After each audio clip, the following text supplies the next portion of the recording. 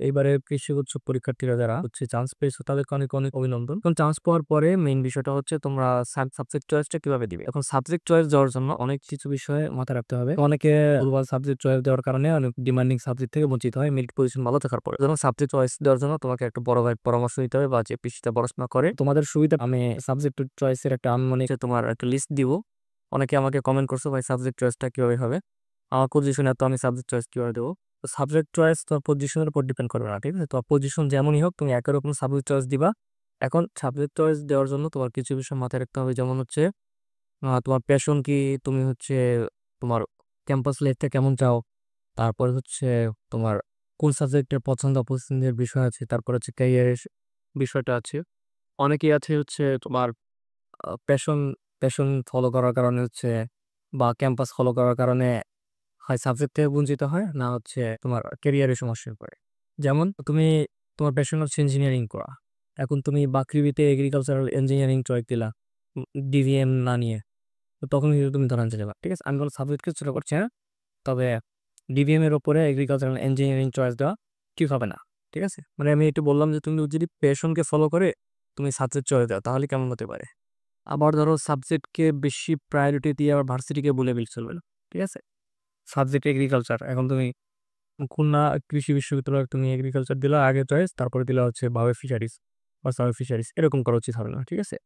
যেমন পিছনের দিকের কৃষি বিশ্ববিদ্যালয়গুলোতে তোমার ওগুলার থেকে তো সামনের দিকে যে কৃষি ভার্সিটিগুলো আছে ওগুলার চয়েস তুমি দিবা।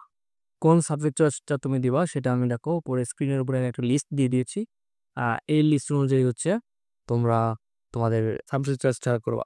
দেখো প্রথমে হচ্ছে বাউ এগ্রিকালচার অথবা সাউ এগ্রিকালচার, ঠিক আছে। যারা তোমাদের হচ্ছে ঢাকায় থাকতে চাও, ঢাকায় থাকা একটা অনেক বড় সুবিধা আছে অসুবিধা আছে।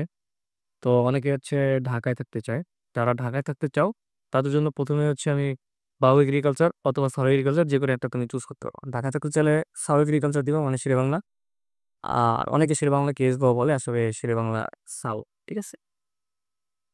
তো প্রথমে সাউ অথবা বাউ এর তুমি হচ্ছে এগ্রিকালচার চয়েসটা দিলা যদি এগ্রিকালচার তোমার প্রথম পছন্দ থাকে। আর যদি তোমার প্রথম পছন্দ ডিভিএম থাকে বা তোমার ভেটেরিনারি থাকে, তাহলে তুমি প্রথমে বাউ ডিভিএম বা সাউ ডিভিএম যেখানে একটা দিতে পারো, ঠিক আছে।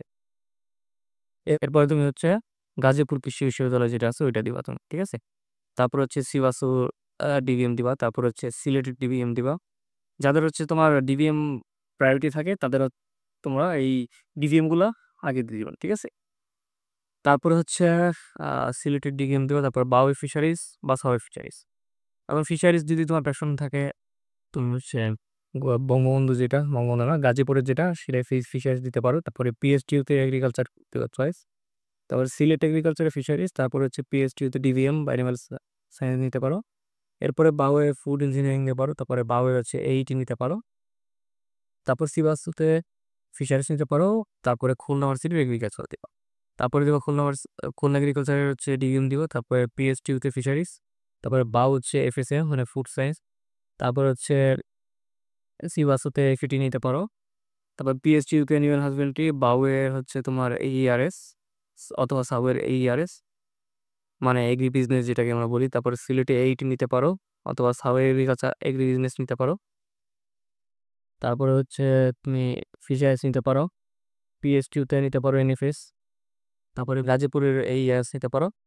তারপরে নিবে তুমি সিলেটের বায়োটেক, আর সিলেটের হচ্ছে এইআরএস, পিএইচডিউতে ডিএম অথবা খুলনা খুলনা হচ্ছে এইআরএস। তো এই পছন্দক্রমে হচ্ছে তোমার দ্বিমত থাকতে পারে, যদি কারো দ্বিমত থাকে তাহলে তুমি কমেন্টে দিতে পারো। আর কোনটা কার আগে কেন দিলাম সেটা তুমি কমেন্টে জিজ্ঞাসা করতে পারো আমাকে। এটাকে আমাকে সব প্রশ্ন পারে ও কমেন্ট করেছে, সেটা হচ্ছে হ্যাঁ আমার তো পজিশনে তো আমি শেরে বাংলা এই সাবজেক্টটা পাবো কিনা। তো গতবারের যে একটা তোমাকে স্ট্যাটিস্টিক দেখাই, গতবারের ভর্তি পরীক্ষায় আহ শেরে বাংলায় কত মিনিট থেকে কত মিনিট পর্যন্ত করছে বা গেছে সেটা আমি স্ক্রিনের উপরে দেখো এখন দেখতে পাচ্ছ, ঠিক আছে। ঠিক আছে, তো এটা এখানে তুমি একটু পজ নিয়ে তুমি দেখতে পারো যে কত কোন সাবজেক্টে কত দূর মেরিট পর্যন্ত গিয়েছে। আর এবার আমি হচ্ছে দিয়ে দিচ্ছি সেটা হচ্ছে যে কোন বিশ্ববিদ্যালয়ে কোন সাবজেক্টে কত মিনিট থেকে কত মিনিট পর্যন্ত আগের বার সুযোগ পেয়েছে সেটাও আমি উপরে একটা দিয়ে দিচ্ছি, এখান থেকেও তুমি দেখে নিতে পারো।